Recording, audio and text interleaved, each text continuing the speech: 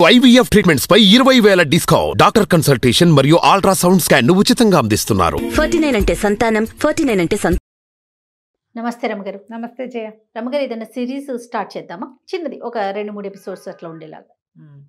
Arabian నైట్స్లోది Nagarani ఎమ్లిక. Nagarani ఎమ్లిక అమ్మాయి పేరే ఎమ్లిక. Okay. ఒక నాగుల రాణి. ఆవిడున్న ఒక కథ అనమాట. ఓకే. ఇందులో మన కథా సరిసాగరంలో లాగా కథలో కథ వస్తాయి. కథ లోపల కథ చెప్పకుండా ఎమ్లిక కథ ఒకటి చెప్దాం. ఆ లోపల కథలు ఇంకోసారి చెప్పుకుందాం. తప్పకుండాను. పూర్వం అంట ఈ గ్రీకు నగరంలో గ్రీకు దేశంలో ఒక మహాజ్ఞాని ఒక ఆయన ఉండేవాడు. ఆయన దగ్గర ఎన్నో వేల పుస్తకాలు ఉండేవి. ఎన్నో వేల విషయాలు ప్రపంచం నుంచి సంగ్రహించి రాసేవాడు. మహాజ్ఞాని ఆయన. సంతానం కలగల. ఆయనకి చాలా దిగులుగా ఉండేది. నా తర్వాత ఈ పుస్తకాలన్నీ ఎవరు చూస్తారు? ఎవరికి జ్ఞానాన్నంతా నేను ఇవ్వగలుగుతాను?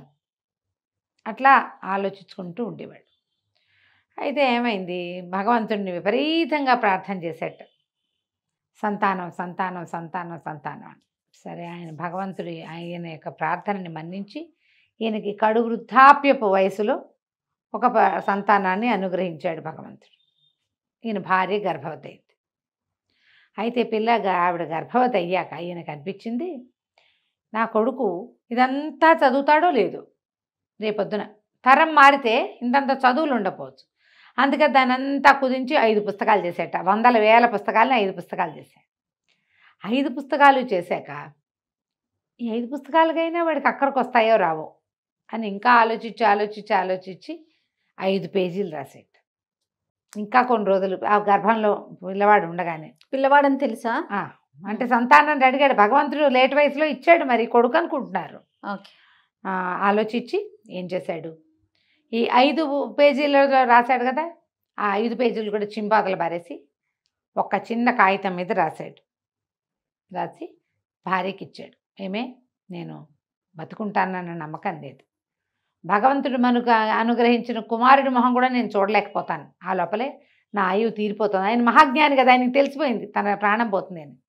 పిల్లవాడు పెద్దవాడైతే చదువుకుని వాడికి పుస్తకాలు చదవాలి అన్న ఆలోచన వస్తే, జ్ఞాని కావాలన్న ఊహ కలిగినప్పుడు ఈ కాగితం వాడి చేతిలో పెట్టు అని చిన్న కాగితం ఇచ్చాడు.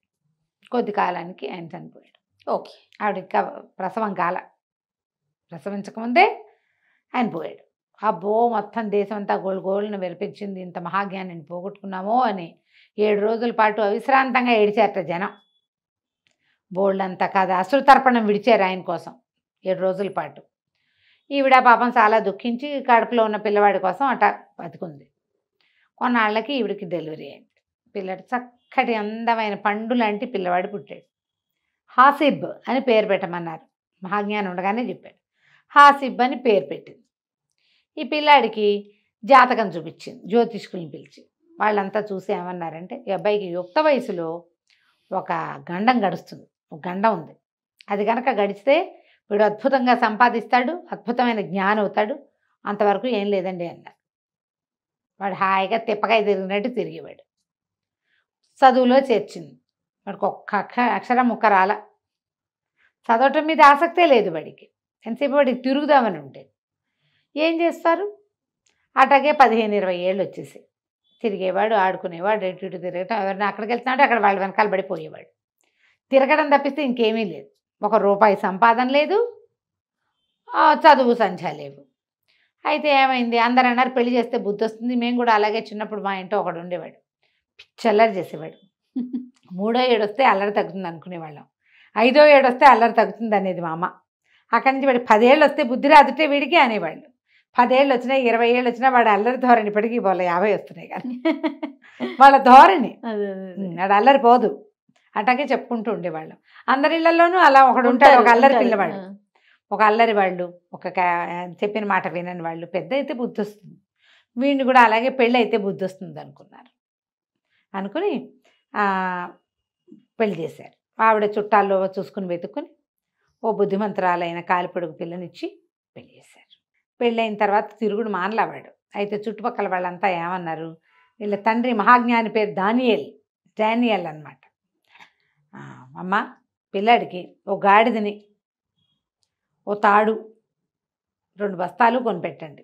మా డానియల్ గారు అబ్బాయి మేము ఎంతో బాగా చూసుకుంటాము, పిల్లాడికి కట్టెలు కొట్టడం నేర్పిస్తాం, కనీసం వాడి తిరుగుడు అవుతుంది, మీకు ఇక 2 పూట్ల అన్నమైన వస్తుంది మీకు, ఆయన సంపాదించిందంతా అవగొట్టేసుకున్నారు వీళ్ళు 20 ఏళ్లలో అనేసరికి ఈవిడేం చేస్తే ఒక కంచరగాడిదనుకొని మరి 2 సంచులు ఒక తాడు అవి కొని పిల్లాడి చేతిలో పెట్టి వాళ్ళ వెనకాల పంపించింది. ఈ చుట్టుపక్కల కట్టెలు కొట్టుకునే జనాలంతా ఈ కుర్రాన్ని కూడా వెంటేసి పోయేవాళ్ళు. వాడి తిప్పకాయ తిరుగుడంతా ఉండేది. ఇక్కడ హాయిగా ఎక్కడికో పోవటం కదా, అక్కడి నుంచి వాళ్ళు కట్టెలు ఎట్టా కొట్టాలి, తర్వాత పట్టిన కట్టెలు ఎట్టా కట్టాలి, సంచులతో ఎట్లా కవర్ చేసి ఎట్లా గాడిద మీద వెళ్ళడేయాలి నేర్పించారు. ఓ 3-4 రోజుల్లో నేర్చుకున్నాడు. ఇక రోజు వీళ్ళతో పాటు పోయి కట్టెలు కొట్టడం తెచ్చుకునేవాడు. ఏదో భోజనానికి గడిచిపోయి కట్టెలు వచ్చేవి, అదేలేండి. డబ్బులు వచ్చేవి, వీడికి తిరగాలి కదా, అదెక్కాలి ఇదెక్కాలి తిరగాలి, ఆ తిరుగుడు అంతా సాటిస్ఫై అయిపోయేది. కొన్ని రోజులు ఇట్లా గడిచినాయి. ఒకనాడు ఏమైందట, కొంచెం వానగానే ఉంది, వర్షంగా కొద్దిగా వానగా ఉన్నప్పుడు కట్టెలు బాగా అమ్ముడవుతాయి. తర్వాత 2-3 రోజులు వాన పడింది అనుకో, జనాలు ఎవరు ఇళ్లలో నుంచి వెళ్ళరు, ఇంట్లోనే కూర్చుంటే మంట వేసుకోవడానికి కట్టెలు కావాలి, వంటలు ఎక్కువ తింటారు, ఇంట్లో ఉంటే ఎక్కువ తింటాం కదా, బయటికి వెళ్ళిపోతే ఏముంది ఏదో ఇంత వండుకు పట్టుకెళ్ళిపోతారు, ఇంట్లో ఉంటే తిండి. దాంతో వీళ్ళు ఏమనుకున్నారు, ఈ కట్టెలు కొట్టేవాళ్ళు, పదరా బాబు పోదాము, కొంచెం ఇంకా ఇలాగా కొద్దిగా జల్లుగా ఉండగానే వెళ్ళిపోతే ఓ 4-5 బస్తాలు తెచ్చుకున్నామంటే శుభ్రంగా అమ్ముకోవడానికి ఉంటుంది, మనకి తిండి ఉంటుందని చెప్పారు. వెళ్తే ఏమైంది, పైకి వెళ్ళాక అదొక కొండ, అలా వెళ్తుంటే వాన పెరిగిపోయింది. వీళ్ళు కట్టెలు కొట్టేసుకున్నారు, తలా ఒక 4 బస్తాలు గుర్రాల గడిదల మీద వేసుకున్నారు. ఇక ఒక దశలో ఎలాంటి వాన వచ్చిందంటే రోజువారీ దారి మర్చిపోయి ఏదో ఒక పక్కకి వెళ్ళిపోయారు. అయ్యో, వెళ్ళిపోతే వీళ్ళు ఏమనుకున్నారు, అక్కడ ఏదో గుహ అంటుంది, అందులో ఒకళ్ళిద్దరికి ఆ దారి తెలుసు, అది అవతల ఊరికి వెళ్ళే దారి, ఇక్కడ ఒక గుహ ఉంది, గుహలో తలదాచుకుందాం, అంతగా అయితే తెల్లారేదాకా ఉందాము, పొద్దునేవో రొట్లు గిట్లు తెచ్చుకుంటారు, అందరి దగ్గర 2-3 మిగులుతాయి, సాయంత్రం వెళ్ళేటప్పుడు కొరుకు తినేందుకు ఉన్నవేవో ఉంటాయి, రాత్రికి వెచ్చగా పడుకున్నామంటే తెల్లవారి వాన దగ్గరికి వెళ్ళిపోదాం, చీకటి పడిపోతుంది అనుకుని బాగా చీకటి మాటున ఆ గుహలోకి వెళ్ళారు. గుహలోకి వెళ్తే అందరూ అప్పటిదాకా తడిసిపోయి ఇదైపోయి ఉన్నారు, అందరూ పై బట్టలన్నీ తీసి ఆరేసుకున్నారు. మరి అందరిలోకి కుర్రాడు కదా, ఈ దానియేలు మన హాసిబు చివరి చితుకులు కొట్టరా అబ్బాయి, చిన్నవి కొడితే ఇక్కడ మంట వేసుకుందామన్నారు. ఏదో చిన్న మంట వెలిగించారు. వీడి కుర్రాడు ఏం చేస్తున్నాడు, చితుకులు కొట్టడం మొదలుపెట్టాడు. కొడితే తమాషా సౌండ్ వచ్చింది. నేల మీదకి గొడ్డలు పడ్డప్పుడు నేల మీద పడ్డ సౌండ్ వేరు, బోల్ శబ్దం వేరు కదా, దీని కింద ఏదో ఉందనుకున్నారు. అంతా మట్టి అంతా జరిపి చూశారు, మంట ఆ చితుకులన్నీ వేసి మంట పెద్దది చేసి ఆ మంట వెలుగులో చూస్తే అక్కడ ఒక రాతి తలుపు లాంటిది, ఆ తలుపు ఉండేసరికల్లా బోలు శబ్దం వస్తుంది అనమాట. వీళ్ళు ఏం చేశారు, ఆ మంట అంతా పెద్దది చేసి ఇవి ఉన్న వాళ్ళలో ఒకటి దగ్గర గుణపము పార అవి ఉన్నాయి, ఆ గుణపాన్ని దానికి పోటెత్తిచ్చి పైకి లేవదీస్తే లోపలికి చూస్తే కాగడాలు పెట్టి చూస్తే అదొక భూగృహంలాగా ఉంది. కింద ఏమిటో జాడీలు ఉన్నాయి, పెద్ద జాడీలు కనపడుతున్నాయి. ఆశ్చర్యపోయారు, అయ్య బాబోయ్ ఏదో నిధిరోయ్, వీడు భలే దొరికాడు, భలే ఉంది, ఆసేపుకి బాగా దొరికింది అని చెప్పి, ఒరే నువ్వే అందరిలోకి చిన్నపిల్లాడివిరా, దిగు నువ్వని తాడేసి బండి దించారు. బాగా లోతుగా ఉన్నాయి, అంత లోతు దించారు. దించితే ఒక 60 పీపాల దాకా ఉన్నాయి, 40 నుంచి 60 దాకా ఉన్నాయి. అందులో ఏముందో ఎట్లా తెలుస్తుంది, వీడేం చేశాడు, కిందకి దిగిన వాడు గొడ్డలు ఉంది వీడి దగ్గర, ఒక దాని పగలగొడితే తీరా చూస్తే తేనె ఉంది, అందులో తేనె. గట్టిగా కేకలు పెట్టాడు, తేనుందని తాడు కొంచెం అంటించి పైకి పంపించాడు. సరే తాడు అంతా చూసుకున్నారు వాళ్ళు, ఇదేమిటి తేనుంది, అయ్యో నిధి నిక్షేపం ఉంటాయి అనుకుంటే దిక్కుమాల తేనుంది. అయినా తేనె కూడా చాలా ఖరీదు ఆ రోజుల్లో, ఏదో ఇంత దొరుకుతుంది, ఇంతంత మనిషి ఎత్తున్న పీపాలు 40కి పైగా. అక్కడి నుంచి ఏమన్నారు, అరే తాళ్ళు కట్టి ఒక్కొక్క దాన్ని పైకి లాగేద్దానరా అని చెప్పేసి 2 తాళ్ళు వేసి ఒక్కో పీపాకి వీడు కింద తాడు కట్టడం, అవి ఉన్న వాళ్ళంతా లాగాడు. వీడు లాగక్కర్లా, పీపాకి తాడు కట్టడమే, ప్లాంట్గా తాడు కడితే అటు ఇటు బెసకుండా పైకి లాగేసి మొత్తం పీపాలన్నీ పైకి లాగేశారు. లాగేశాక వాళ్ళు 5గురు ఉన్నారు, పీపాలు 50 ఉన్నాయి. ఇప్పుడు హాసిబుని కూడా పైకి లాగితే 50 డివైడెడ్ బై 6 అవుతుంది. లేదనుకో 50 డివైడెడ్ బై 5 ఒక్కళ్ళకి 10 వస్తాయి. ఊరు దొంగ మొహాలు. వీడికి ఇంకా పని రాదు, ఏమీ రాదు, ఈ అడవిలో మొదలుపెట్టి 15-20 రోజులైంది, వీడికి ఎందుకు వాటా ఇవ్వాలి, వీడు ఎందుకు పనికి మాలిన వాడు, వీడికి వాటా ఇవ్వటం ఇష్టం లేదు వాళ్ళకి. కామ్గా ఏం చేశారు, థర్డ్ పైకి లాగేశారా? తాడు పైకి లాగేసి వెళ్ళిపోయారు. గుర్రాల మీద గాడిదల మీద ఉన్న మొత్తం కట్టెలన్నీ బాధేసేసి ఆ ఉన్న గాడిదల మీదకి ఇవి చేర్చుకుని అలాగా పట్టుకుపోయారు బయటికి. వీడు ఈ పనంతా అయ్యేసరికి రాత్రి మొదలెట్టారు. తెల్లారిపోయింది. తెల్లవారాక కేకలు, ఇంతలో నిద్ర వస్తుంది అన్నాడు. వాళ్ళు పడుకో కాసేపు పడుకో, ఏం పర్వాలేదు, పైకి లాగుతాను, లాగి అలసిపోయినా అంటే నిద్రపోయాడు. లేచి చూసుకునేసరికల్లా ఏముంది, నిశ్శబ్దంగా ఉంది, ఎవరు లేరు. కేకలు పెట్టాడు, అన్నయ్య అన్నలు లాగండి లేదు, ఓగండి లేదు. ఈ మొత్తం పీపాల ప్లేస్ అంతా ఖాళీగా ఉంది. ఆ వెళ్ళిపోయిన వాళ్ళు ఏం చేశారు, ఈ తేనెని కేజీల లెక్కన చొప్పున అమ్ముకున్నారు. ఒక్కొక్క పీపాలో దాదాపుగా 100 కిలోలు ఉంది.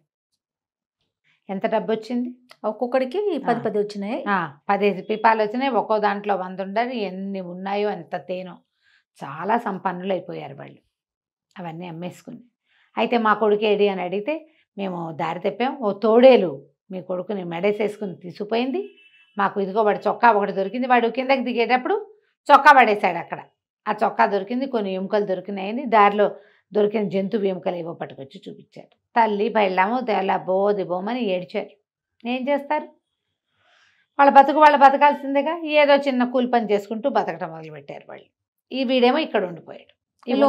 ఉన్నాడు. ఉన్నవాడు ఏం చేశాడు, వీడు వెతికాడు, ఏమీ లేదు అక్కడ. అదొక పెద్ద గుహలాగా, దీనిలాగా ఉంది, గదిలాగా. సరే ఇంకా పిలిచి ఎవ్వరు రారని అర్థమైపోయింది. అయితే ఏమైంది, ఒక మూల నుంచి ఒక మండ్రగుబ్బ వచ్చింది. మండ్రగబ్బలు అంటారు, తేలులో పెద్ద వెరైటీ మండ్రగబ్బ అంటారు దాన్ని. మహావిషం అది. ఆ మండ్రగబ్బ పాక్కుంటూ వచ్చింది.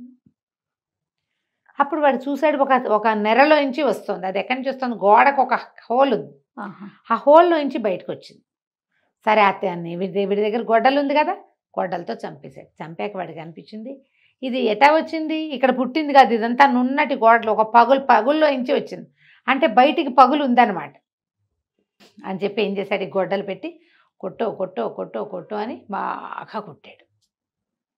కొట్టేసరికల్లా మొత్తం అంటే వేరే ఇచ్చిపోయింది. అది అవతలకి దారి కనపడుతుంది. సరే అటు నడవడం మొదలుపెట్టాడు.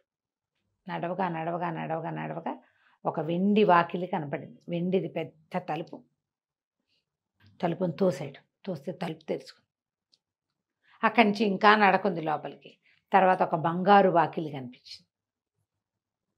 ఆ బంగారు వాకిలి కూడా తెరిచాడు. లోపల చూస్తే పెద్ద తోట. అది ఎంత విచిత్రంగా ఉందంటే, పెద్ద సింహాసనం ఒకటి కనపడుతుంది పైన గట్టు మీద. దాని చుట్టూతా దాదాపుగా ఒక 12,000 చిన్న పీటలు ఉన్నాయి. లెక్క పెట్టాడు, వరుసకి ఎన్ని ఉన్నాయి లెక్కపెట్టి, ఇన్ని వరుసలు ఉన్నాయి లెక్కపెట్టి, ఎన్ని పీటలో 12,000 ఉన్నాయి. అక్కడి నుంచి ఓ పక్కన చక్కగా ఇట్లా నీళ్ళ చెరువు లాంటిది ఒకటి, ఏమంటారు మన అది, సరోవరం లాంటిది. ఇవన్నీ కూడా ఆసనాలన్నీ పచ్చలతో, ముత్యాలతో, పగడాలతో అట్లా చేయబడి ఉన్నాయి. పచ్చలంటే ఆకుపచ్చలు, ఎమరాల్డ్స్. ఆ సింహాసనం మరీ అందంగా ఉంది. వీడికి అర్థం కాలేదు, ఏమిటి ఇదంతా. పోయి సింహాసనం మీద కూర్చుంటే అవి ఎట్లా ఉన్నాయి, ఇట్లా లైన్లుగా ఎవరో సభికులు కూర్చునేందుకు వీలుగా, ఇవి ఉంటాయి కదా స్టేడియంలో ఎలా ఉంటాయి, ఇలా సోల్పులుగా, ఆ సోల్పులు లెక్కపెట్టి చూస్తే వాడికి తెలిసింది, ఇన్ని వేల మంది ఇక్కడ కూర్చుంటారు. ఇక్కడ కూర్చునే వాళ్ళు ఎవరో ఉన్నారు. ఆ మనిషి ఎవరో తెలియదు వీడికి. అక్కడే కూర్చుని ఉన్నాడు. ఇంతలో ఏమైంది, పెద్ద మేళాలు, తాళాలు, సన్నాయి లాంటివి ఏవో వాయిద్య ఘోష వినిపిస్తుంది. ఎక్కడి నుంచో చూస్తే దూరం నుంచి బోల్డ్ అంతమంది ఆడవాళ్ళు వస్తున్నారు. కాకపోతే వస్తుంటే వాడికి ఎట్లా కనపడింది అంటే, మొహాలు కనిపిస్తున్నాయి కానీ వాళ్ళు నడుస్తున్నట్టు కనపడలేదు, ఏమిటో జారుతున్న ఫీలింగ్ వచ్చింది. మేళతాళాలు వినిపిస్తున్నాయి, కొందరు నోట్లలో ఇట్లా ఊదేవి కూడా ఉన్నాయి. వాడు అట్లా చూస్తుంటే వాడికి తెలిసింది క్రమంగా అవి ముఖాలే ఆడవాళ్ళవి. శరీరం నడు నుంచి పైభాగం మనుషుల్లాగా ఉండి, కింద భాగాలు తోకలు పాములు వస్తున్నాయి. ఇప్పుడు ఆశ్చర్యపోయి వీళ్ళ పక్కన నుంచున్నాడు, ఏం జరుగుతుందో చూద్దామని. వీళ్ళంతా బోడని బాకాలు బాజాలు బోదుకుంటూ మధ్యలో డ్యాన్సులు చేసుకుంటూ ఎంత పెద్ద సమూహం వచ్చిందో. ఆ సమూహం అంతా పక్కకి తప్పుకున్నాక వెనకాల ఒక మేనా మోసుకొస్తున్నారు, ఓ 15 మంది. ఆ మేనాలోంచి ఒక మహాద్భుత సౌందర్యవతి దిగింది. నడుం దాకా మనిషి, కింద భాగం పెద్ద సర్పం తెల్లటిది. అక్కడి నుంచి వీళ్ళంతా మేనా దింపి ఆవిడని తీసుకొచ్చి సింహాసనం మీద కూర్చోబెట్టారు. చక్కగా బట్టలు అవి సవరించారు. అందరూ చుట్టూ మొత్తం అన్ని ఆసనాలు ఫిల్ చేసేసారు. కూర్చునున్నారు. ఈవిడ ఈ స్టేజ్ మీద ఈ సింహాసనం మీద కూర్చున్న ఆవిడ భలే పాడడం మొదలుపెట్టింది. ఎంత తీయటి గొంతో, చక్కటి పాట ఏదో పాడింది. అక్కడి నుంచి ఏదో స్పీచ్ ఇచ్చింది. మనం ఎంతో జాగ్రత్తగా ఉండాలి, ప్రస్తుతం ఇక్కడ ఉంటాము, వేసవి విడిదిగా మనం కాపర్వతాలకు వెళ్దాము, మీరంతా సంతోషంగా ఉండాలి, నా పాలనలో ఇవన్నీ సరిగ్గా ఉండాలి, అలా ఏవేవేవేవేవో చెప్పింది. వీళ్ళందరూ పక్కగా నిలబడి ఉన్న హాసిబ్బని చూసేశారు. వాళ్ళు ఎవరేమన్నా మాట్లాడకుండా ఊరుకున్నారు. సరే, మొత్తం స్పీచ్లు గీచులు అయిపోయినాయి. ఏవో రకరకాల తీయటి పదార్థాలు అవి ఇవి పంచుకున్నారు. అక్కడి నుంచి ఒక నలుగురు వచ్చి అబ్బాయి రా అని ఈ హాసిబ్బ చేతులు పుచ్చుకొని ఆవిడ దగ్గరికి తీసుకుపోయారు. వస్తే ఓ పీట మీద కూర్చోబెట్టింది. అబ్బాయి, ఎవరు నువ్వు, ఏమిటి నీ పేరు, ఎందుకు వచ్చావు అంటే, వీడు నేను ఫలానా అండి, అక్కడ తేనె డబ్బాలు కనపడ్డాయి, నా స్నేహితులంతా తీసుకుపోయారు, నేను తీసుకోలేకపోయాను, ఇలా అయిపోయింది, నేను వెతుక్కుంటూ ఇటు వచ్చాను, ఎటు వెళ్ళాలో తెలియక వచ్చానంటే ఆవిడ చాలా సంతోషించింది. నా పేరు ఎమ్లిక, నేను నాగుల రాణిని, ఇది శీతాకాలపు విడిది, అదే వర్షాకాలం ఇక్కడ ఉంటాను, నేను ఎండాకాలపు విడిది, వేసవకాలపు విడిది కాపర్వతాల్లో ఉంటాను అని చెప్పి, నువ్వు చాలా అలసిపోయి ఉంటావు, ఆహారం లేకుండా ఉంటావు, ఈ పిల్లవాడికి ఆహారం పెట్టండి అంటే వాళ్ళు చక్కగా మంచి ఫుడ్ పట్టుకొచ్చారు. అంతా తిన్నాడు హాయిగా. మంచి బట్టలు మార్పించారు, మురికి బట్టలు తీసి చక్కగా స్నానం చేయించి, దూదిలాగా తేలికైపోయింది బడి ఒళ్ళు, పక్షిలాగా ఎగిరేలాగా అయ్యట, అంత తోమేశారనమాట ఒళ్ళు. సరే, అక్కడి నుంచి మంచి బట్టలు కట్టించారు, చక్కగా భోజనం పెట్టారు, ద్రాక్షాసమం ఇచ్చారు. అబ్బాయి, నీ మార్గాయాసం ఎంతో కష్టపడి వచ్చావో నువ్వు, కానీ కాలక్షేపం అవడానికి ఒక మంచి కథ చెప్తా విను, నాకు కథలు చెప్పడం అంటే ఇష్టం, వినేవాళ్ళు కావాలి, ఇంతకాలానికి నువ్వు దొరికావు ఓ అని చెప్పి, ఇంతకుముందు బులాకియా అనే ఒక రాజకుమారుడు ఇక్కడికి వచ్చాడు. ఎమ్లిక చెప్తోందనమాట. బులాకియా కథ అని ఒక పెద్ద కథ చెప్తుంది. ఆ బులాకియా కథలో ఇంకో 3 కథలు వస్తాయి. మనం బులాకియా కథ చెప్పట్లేదు, ఇవి కథలు చెప్పాం. ఓకే, మళ్ళీ చెప్పుకుందాం ఇంకోసారి. ఎన్నో కథలు చెప్పింది. కొద్ది రోజులు ఆమె దగ్గరే ఉండిపోయాడు. దాదాపు ఒక 3 నెలల పాటు అక్కడే ఉన్నాడు. ఎన్ని రకాల కథలో విన్నాడు, ఆవిడతో కలిసి హాయిగా ఉన్నాడు. అయితే ఈవిడేమంది, ఒకరోజు చెప్పింది, నువ్వు ఎంత చక్కగా కథ వింటావు, ఎంతో శ్రద్ధాళువి, చక్కగా గుడ్ కంపెనీ ఇస్తావు నువ్వు, మరి మేము కాపర్వతాలకు వెళ్తాం, నువ్వు నాతో పాటు రా, నాతోటే ఉండిపోదు కానీ, నేను కాపర్వతాలకు వెళ్ళాక ఈ పాము శరీరం మార్చుకొని మంచి శరీరంలోకి మారుతాను, వర్షాకాలం ఇలా ఉంటా, నువ్వు నన్ను పెళ్లి కూడా చేసుకోవచ్చు, నాతో ఉండొచ్చు అని అడిగింది. అడిగితే వీడికి పెళ్ళం మీద అమ్మ మీద పోయింది మనసు. తీయడి పదార్థాలు తినగా తినగా తినగా తినగా వాడికి వేయించిన చేపలు, ఉడకబెట్టిన గుడ్లు, ఫ్రై చేసిన మాంసం అలాంటివి గుర్తొస్తున్నాయి. ఇక్కడ అలాంటివి దొరకవు, ఇది ఇంకేదో అనోఖా ఫుడ్. అమ్మ పెళ్ళాము గుర్తొచ్చేస్తున్నారు. ఇతను బాగా బతిమలాడాడు ఆమెను. అది కాదమ్మా, నీతో ఉండటం నాకు ఇష్టమే, నీతో వివాహం అక్కర్లే, నేను నీతో ఉంటా, ఈ కథలు వింటూ ఉంటాను, కానీ మా అమ్మ నా భార్య ఏమైపోయారో తెలియదు. మా అమ్మ నేను ఎంతో మహాజ్ఞాని కుమారుణ్ణని, నన్ను ఎంతో చదివించడానికి ప్రయత్నం చేసింది, ఒక్క ముక్క చదువు రాలే నాకు, నేనేదో గాడిదలు గాయటం, ఏమంటారు కట్టలు కొట్టడం నేర్చుకున్నాను, అది ఒక్కటే విద్య నాకు వచ్చింది, మరి ఇప్పుడు వదిలేస్తే వాళ్ళు ఏమైపోతారు, నాకు అక్కడికి వెళ్ళాలనుందని బాగా బతిమలాడాడు. బతిమలాడేసరికల్లా సరే, ఆవిడ ఏం చేసింది, సరే నువ్వు వెళ్ళిపోతానంటే నేనేం చేస్తాను చెప్పు, నేను అలాగే వెళ్దుగానని ఒక సైనికురాలిని, ఒక సేనాపతిని తోడిచ్చి పంపించింది. ఇందులోంచి బయటపడి ఒక పాడుపడ్డ భవనంలో తేలాడు.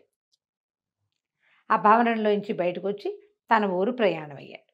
ప్రయాణం అయ్యాక ఇతన్ని పంపించేస్తారని ఒప్పుకుంది కదా, తర్వాత ఏం జరిగింది?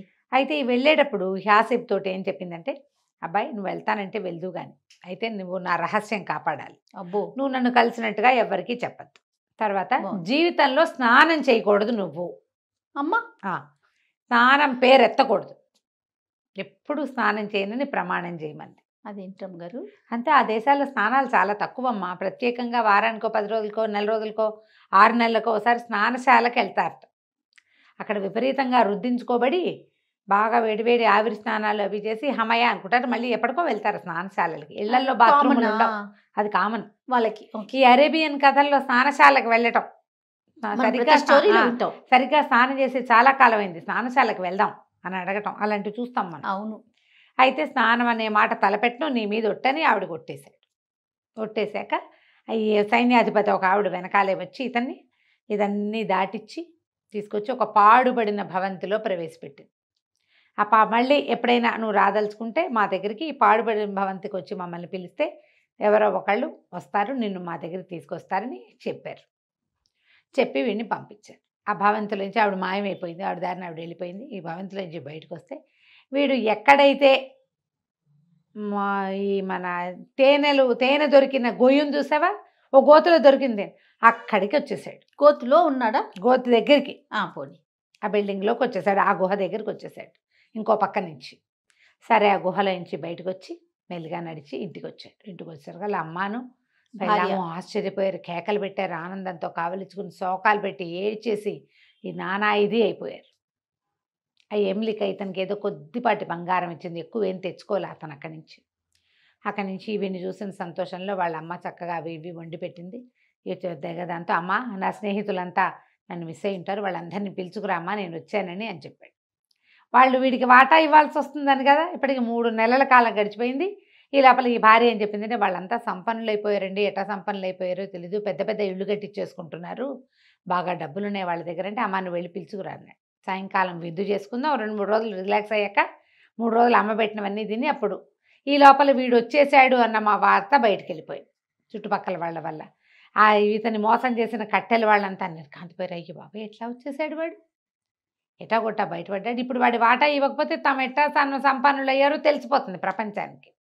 అట్లా గుహల్లోనూ అక్కడ దాగిన వస్తువులు రాజుకు చెందినవి. మనం 5గురం పనిచేసుకున్నామంటే ఇంకేమైనా ఉందా? సరేనని వాళ్ళు ఏం చేశారు, వీడికి కూడా వాటా పెట్టాలని ప్రతి వాళ్ళు కొత్తగా సంపాదనలు మొదలుపెట్టారుగా, కొంత డబ్బులు తీసి బాక్సుల్లో పెట్టి అన్నీ పుచ్చుకొని సాయంకాలం భోజనానికి వెళ్ళారు. ఇంకా ఆలోచించుకుని ఆహాహా నేను చూడ్డం మా అదృష్టం అంటే వాళ్ళ అమ్మ అడిగిన తోడేలు తినేసింది అన్నారు, మీరు వాడు ఎట్టా వచ్చాడు అంటే ఎవరినో తినేసింది, అది వీడని మేము అనుకున్నామని వాళ్ళు బొంకారు. తోడేలు వెంట పడితే నేను పారిపోయారబ్బా ఎక్కడికో వెళ్ళిపోయాను అన్నాడు కొడుకు. వాళ్ళందరినీ కావలించుకున్నాడు, వాళ్ళు ఇచ్చిన సంపద అంతా పుచ్చుకున్నాడు. సరేలేండి నేను ఎవరికీ చెప్పను అని చెప్పి ఒట్టేశాడు. అక్కడి నుంచి సరే ఈ చిన్న ఇంట్లో చిన్న జీవితం ఎందుకు, ఇంత డబ్బు చేరిపోయింది కదా మన దగ్గర, ఎమ్లికి ఇచ్చింది కూడా కొంచెం ఉంది. సరే ఇతను ఏమన్నాడు, మనం దీంట్లోకి పెద్ద టౌన్లో ఇల్లు తీసుకుందామని టౌన్లో చక్కగా ఒక ఇల్లు ఏర్పరచుకుని భార్య అమ్మతోటి హాయిగా ఉన్నాడు. హాయిగా ఉండేసరికల్లా కొంతకాలం అయ్యేసరికి ఒకనాడు ఏమైంది, ఎక్కడో ఏదో చిన్న బిజినెస్ చేసేస్తున్నాడు ఇతను, అవకాశం ఉందిగా, డబ్బు ఉంది. ఈ బిజినెస్ వ్యవహారం మీద వ్యాపారపు పని మీద ఓ చోటకి ఎక్కడికో వెళ్ళాడు. తిరిగి వస్తుంటే ఆ ఊళ్ళో పెద్ద స్నానశాల ఉందట. ఆ స్నానశాల ఓనర్ తాలూకు తోడల్లుడు ఈ హాసిబ్ ఇంటి పక్కన ఉంటాడు. ఆయన తోడల్లుడింటికి భోజనశాలకు వచ్చినప్పుడు ఈ హాసిబ్ తాలూకు పెద్ద ఇల్లు, కులాసాగా కనపడే అందంగా కనపడే ఆ కుర్రాడు అతని భార్య వాళ్ళని గమనించేవాడు. ఆ స్నానశాల ఆయన బయట నుంచి అందరికీ స్వాగతం రండి రండి రండి, హోటల్లో బయట రిసెప్షన్లో ఉంటారుగా, అట్లా వాకిట్లో నిలబడి రండి రండి స్నానం చేయండి, మా దగ్గర స్నానం చేస్తే మీరు పక్షి లాంటి అనుభూతి పొందుతారు, వెన్నతో అర్థం చేస్తామని కేకలు పెడుతున్నాడు. గాడిద పాలతో స్నానం చేయిస్తామని అదని ఇదని. ఎప్పుడైతే ఈ హాసిబ్ని చూశాడో రండి రండి దయచేయండి అంటే ఆయన్ని స్నానం చేయండి అన్నాడు. హాసిబ్ స్నానం చేయకూడదు కదా, అక్కడి నుంచి ఆయన వెంటపడ్డాడు.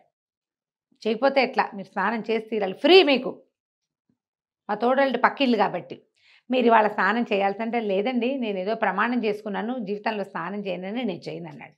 అనగానే లబలబలాడిపోయాడు. అదేంటి అలా చేస్తారా, మీరు కనుక మా స్నానశాలలో స్నానం చేయకపోతే నా 3 భార్యలకి విడాకులు ఇచ్చేస్తాను, నేను ప్రతిజ్ఞ చేస్తాను అన్నాడు. చుట్టుపక్కల జనాలంతా చేరారు. వాడి మొహం మండ, వాడి స్నానం చేయకపోతే ఆడి భార్యలకి విడాకులు ఏంటండి? ఏమైనా సరే నేను మీకు ఫ్రీగా చేయిస్తా కదా, రూపాయి ఖర్చు పెట్టక్కర్లేదు మీరు అంటాడు. అనేసరికల్ ప్రమాణాలు చేసేయటం, అక్కడంతా ప్రమాణాలు ఉంటుంటాయన్నమాట. అది సరే రమ్మ గారు. ఈ వాక్యం చదివేటప్పుడు జయ ఇలా అంటుందని ఊహించా జయని వీడు మొహం మండ, వాడెవడో స్నానం చేయటువంటి వీడి పిల్లలకు విడాకులు ఇవ్వటం ఏమిటి, అక్కడ అలా అయిపోయేవి. మరి అక్కడి నుంచి చుట్టూ జనాలంతా చేరారు. జనాలంతా అదేంటండి ఆయన ఇంత పెద్ద ప్రతిజ్ఞ చేస్తే, అదే కదా ఆ పెళ్ళాలు ముసురు పోసుకోవద్దు, మీరు స్నానం చేసి తీరాలి, మీరు ప్రమాణం తప్పితే ఏం ప్రాబ్లమ్స్ వస్తాయి అవన్నీ మేము తీరుస్తామంటారు. అక్కడి నుంచి జనాలంతా పట్టండ్రా, ఇంత పెద్ద మనిషి, 3 పెళ్ళాల మొగుడు, 10 మంది బిడ్డల తండ్రి, ఈయన విడాకులు తీసుకుంటే కుదురుతుందా, ఈ కుర్రాడిని స్నానం చేయించలేవా మనం, పట్టండి వీణని ఏ ఎత్తి తీసుకుపోయారు. వీడు లబో దిబో అని కేకలు పెట్టాడు హాసిబ్. ఏం కేకలు పెట్టినా ఏమీ లాభం లేదు. బట్టలు పీకి పారేసేశారు. ఓ చిన్న లంగోటాతోటి ఇవన్నీ తీసుకుపోయి పెద్ద నీళ్ల తొట్టలో ముంచారు. అక్కడి నుంచి పరపరా బ్రష్లు పుచ్చుకొని ఒళ్ళంతా తోమేశారు, వీపంతా రుద్దేశారు, మొహం అంతా కడిగేశారు, గుమగుమలాడే పొగలేశారు, అన్నీ వేసి బట్టలు వేసి నుంచోబెట్టంగానే బిలబిల్లాడుతూ 15 మంది సైనికులు వచ్చారు, పట్టేసుకున్నారు. వాళ్ళ సైనికులు. ఓకే. అక్కడి నుంచి వజీర్ గారు బయట పదండి పదండి పదండి అంటే నిర్కాంత్ పడి నేనేం చేయలేదండి అంటే మాకు తెలుసు నువ్వేం చేసావో మాకు తెలుసు అని ఎత్తుకుపోయారు. ఎత్తుకుపోవటం ఏమిటి, తీసుకుపోయి ఒక రాజుగారి అంతఃపురంలోకి తీసుకెళ్లారు. అక్కడ రాజుగారు ఒక పడక మీద పడుకుని ఉన్నాడు. ఆయన ఒంటి మీద ఒక పల్చటి వస్త్రం కప్పింది. ఆయన మొహం మీద గుడ్డేసుకుని పడుకుని ఉన్నాడు. నిర్ఘాంతపోయాడు ఆసిఫ్. ఏంటండి ఎక్కడికి తెచ్చారు, అసలు మీరెవరో కూడా నాకు తెలీదు, అసలు ఈ ఊరు కాదండి మాది పక్కనుండే పల్లెటూరు, నేను దానియేల్ గారి అబ్బాయిని, నేను ఎవ్వరి జోలికి వెళ్ళిన వాడిని కాను, ఏదో గాడిదలు కాసుకోవటము కట్టలు కొట్టడమే వచ్చు, కొత్తగా చిన్న వ్యాపారం పెట్టుకున్నాను, నన్ను వదిలేయండి అన్నాడు. వజీర్ అన్నాడు మాకు తెలుసండి, మీ దానియేల్ గారి అబ్బాయిని మాకు తెలుసు, అందుకే తీసుకొచ్చాం, మీరు మహాజ్ఞాని కొడుకు అంటే మీరు కూడా విపరీత జ్ఞాని గ్యారంటీగా, అందులో అనుమానం ఏం లేదు, ముందు ఈయన సంగతి చూడండి అన్నారు. ఈ రాజుగారి ఒంటి మీద వస్త్రం తీస్తే రాజుగారికి ఒళ్ళంతా కుష్టు వ్యాధి వచ్చింది. మీరు మహావైద్యుడు, ఈయనకు వైద్యం చేయాలంటారు. వీడు లబో దిబో, నాకు అక్షరం ముక్క చదవటం రాదండి, మా నాన్న మహాజ్ఞాని, ఆయన చచ్చిపోయాక పుట్టే నేను ఒక్క ముక్క చదువుకోవాలి, నాకు చదువే రాలా, నాకు వచ్చిందల్లా గాడిదలు గాయటం కట్లు కొట్టడం, ఇంకేం రాదు, ఈ వ్యాపారం కూడా ఏదో రైతుల సహాయంతో చేసుకుంటాను, నాకు రాదండి అంటాడు. ఏమైనా సరే నువ్వు చెయ్యాల్సిందే వైద్యం అనేసరికి నాకెక్కడి చూస్తాండి వైద్యం అని తిరుక్కున్నాడు. నాకు రాదు, అసలు నన్ను ఎందుకు తీసుకొచ్చారంటే నువ్వు నాగరాణి ఎమ్లికని చూసొచ్చావు కదా, నువ్వు ఎమ్లికని చూసావు కాబట్టి ఎమ్లిక వల్ల ఈ వైద్యం అవుతుంది అనేసరికి వీడు నిర్కాంతపోయాడు. అమ్మా స్నానం చేయటం వల్ల వీళ్ళకి తెలిసిపోయిందిరా దేవుడా అని. ఎమ్లిక ఎవరండి, నేను ఎప్పుడు చూడలేదండి అన్నాడు. అనేసరికి ఒప్పుకోలే వాళ్ళు. ససేమిరా అన్నాడు.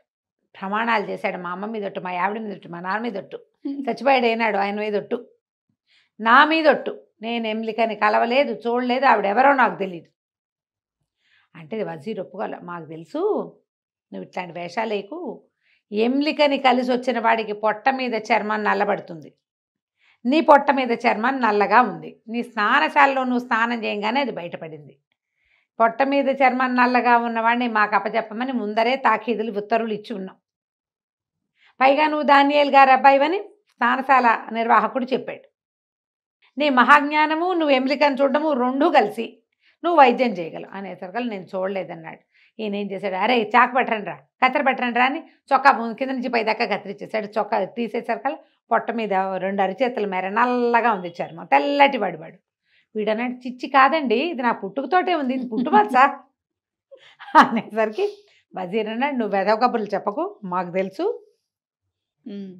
తెలుసు స్నానం చేయకూడదన్న నియమం కూడా నీకు ఎమ్లికే పెట్టింది, అందుకే నువ్వు చచ్చినా చేయనన్నావు, వాళ్ళు బలవంతంగా స్నానం చేయించారు నీతోటి, నీ పొట్ట మీద ఉన్న చర్మం ఎమ్లికని ఆమె సర్పం, ఆమెతోటి స్పెండ్ చేసిన వాళ్ళకి ఇట్లా వస్తుంది అని, నువ్వు ఏమైనా సరే రాజుని బతికిస్తావా వైద్యం చేస్తావంటే ససేమిరా నాకు తెలియదు కాక తెలియదు అన్నాడు. అనేసరికి ఎత్తి విని పడుకోబెట్టండి అని 3rd డిగ్రీ ప్రయోగించారు వాడి మీద. వజీరు తనే స్వయంగా పూనుకుని ఒక లాఠీ తెప్పించి వీడిని బొక్కబొరలా పడుకోబెట్టించి అరికాళ్ళ మీద కొట్టాడు. అది నొప్పి భరించలేరు కదా, తీసుకెళ్తా అని ఒప్పుకున్నాడు హాసిబ్. అయ్యో మరి ఏం చేస్తాడు, దెబ్బలు తినలేడు కదా, చంపేస్తే ఓ దెబ్బకు పోతారు, ఇది చంపుడు కాదు, నొప్పి బాధ భరించాలి. అక్కడి నుంచి ఏం చేస్తాడు, ఈ గుంపునంతా వెంటేసుకుని ఆ వజీర్ని తీసుకుని సైన్యం అంతా కింద నుంచున్నారు, వజీర్తో కలిసి ఆ పాడుబడ్డ భవనంలోకి తీసుకుపోయి రాణి ఎమ్లిక, నాగరాణి ఎమ్లిక, హాసిబ్ని వచ్చాను, నన్ను కరుణించు, కటాక్షించు, కాపాడు అని కేకలు పెట్టేసరికి కొంచెం సమూహంతో కలిసి ఆ ఎమ్లిక డింగమని అక్కడ ప్రత్యక్షమైంది. ఇక్కడ దాకా సర్పం, కిందంతా పాము చుట్టలు చుట్టుకుని పైభాగం మాత్రం స్త్రీ స్వరూపంలో ఉన్న మహాసౌందర్య రాజైన నాగరాణి వచ్చింది. వచ్చి ఇదేనా నువ్వు ప్రమాణం నిలబెట్టుకోవటం అని అడిగింది నిష్ఠురంగా. అడిగితే బలవలా ఏడ్చాడు హాసిబ్. ఏం చేయను, కొట్టేశారమ్మా నన్ను, తప్పనిసరి నిన్ను పిలవాల్సి వచ్చింది. వాడేమో వదిలేస్తానన్నాడు ముగ్గురిని. ఆ ఎమ్లిక దగ్గర ఒక రకమైన పాలు దొరుకుతాయి, ఆ పాలు తాగితేనే ఈ కుష్టు పోతుంది, అది దొరకకపోతే చచ్చిపోతారు. ఆ ఎమ్లిక దగ్గర నుంచి తేవాలి ఆ పాలు.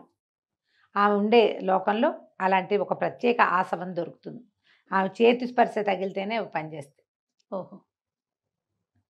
అవి అలాంటి చెట్లు మనకి భూలోకంలో ఉన్న అవి పనిచేయవు, ఆమె ఉండే చోట్లోనే ఉంటాయి. అక్కడి నుంచి ఏడ్చి శోకాలు పెట్టాడు. ఆవిడ నాకు తెలుసులే నిన్ను వీళ్ళు బలవంత పెట్టారని నాకు తెలుసు, సరే ఓ పని చేద్దామని ఆవిడ ఏం చేసింది, 2 సీసాలు తీసింది. ఓ సీసా మీద గుర్తు పెట్టింది, ఇదిగో ఇది రాజుకి ఇవ్వు, రాజుకి ఇవ్వు. ఈ 2వ సీసా నిన్ను కొట్టాడే ఆ వజీర్కి ఇవ్వు అని చెప్పి. ఆ ఎమ్లిక దగ్గర నుంచి వచ్చిన పాలు తాగిన వాళ్ళకి యవ్వనం వచ్చేస్తుంది, వృద్ధాప్యం పోతుంది, చాలా కాలం మరణించేదాకా వాళ్ళకి ఏ జబ్బు చేయదు. 2 సీసాలు తీసుకోమని వాడిని బలవంత పెట్టాడు ఆయన. ఈవిడ 2 సీసాలు ఇచ్చింది. 2వ సీసా వజీర్కి. ఈ 2 సీసాలు పుచ్చుకొని ఎమ్లకి బాయ్ బాయ్ చెప్పి ఆ వజీర్కి చెప్పింది, మళ్ళీ పిలిస్తే రాను అని చెప్పేసింది. మాయమైపోయింది. వజీరు హాసిబ్బు పరివారంతో సహా రాజుగారి దగ్గరికి చేరారు. సరే జబొడ్లో దోపి పెట్టుకున్నాడు, అంగీకి దట్టీలు పెట్టాడు. ముందు గుర్తు పెట్టింది రాజుగారికి తీసిచ్చాడు. రాజుగారు దండాలు పెట్టి బోల్డని పరాకులు చెప్పి, మీ నాన్న మా గొప్పవాడు అవటం వల్ల నాయన నువ్వు దొరికావు నాకని ఆ పాలను ఎత్తి నోట్లో పోసుకున్నాడు. ఆ సీసా ఎత్తి, చిన్న సీసా పోసుకునేసరికల్లా తుప్పు రాలిపోయినట్టు ఒంటిమించి కుష్టు వ్యాధి అంతా రాలి పడిపోయింది. రాలిపోయింది మొత్తం ఒంటిమించి. తెల్లగా బంగారపు వర్ణంలో మెరిసిపోవటం మొదలుపెట్టింది స్కిన్. రాజుగారు మొత్తం వాళ్ళు వీళ్ళు అందరూ వచ్చి రాజుగారి శరీరం అంతా తుడిచి చక్కగా బట్టలు ధరింపజేశారు. అక్కడి నుంచి వజీర్ అన్నాడు, ఆ 2వ సీసా ఎందుకు, ఇవ్వు నాకు అని తీసుకున్నాడు. వీడు చూస్తుండగానే ఆ 2వ సీసా బిరడా ఓడదీసి ఎత్తి నోట్లో పోసుకున్నాడు ఆ పాలు. వీళ్ళు చూస్తూ ఉండగానే ఆ వజీర్ ఇటా ఇటా ఇటా ఇటా ఇటా ఉబ్బిపోయి ఢామ్ అని పేలిపోయాడు. బెలూన్ పేలిపోయినట్టు మాంసఖండాలు పడిపోయినాయి మొత్తం గదంతా, అంతఃపురం అంతా. వెంటనే అందరికీ అర్థమైంది, వీడేంటి రాజుగారి వైద్యం కోసం ఇంత ప్రయత్నం చేస్తే తను కూడా హెల్తీగా యంగ్గా అయిపోవడం కోసం ఈ కుర్రాడిని బెదిరించి అవేవో తెప్పించాడు. మరి రాణి ఊరుకుంటుందా, వీడి కుర్రాడి కంటే వీడి ఇంటెన్షన్ తెలీదు. అదే కదా, ఆవిడకి తెలుసు కదా, దేవత కదా. అక్కడి నుంచి మొత్తం మాంసఖండాలన్నీ ఏరేసి పదిపెట్టేశారు.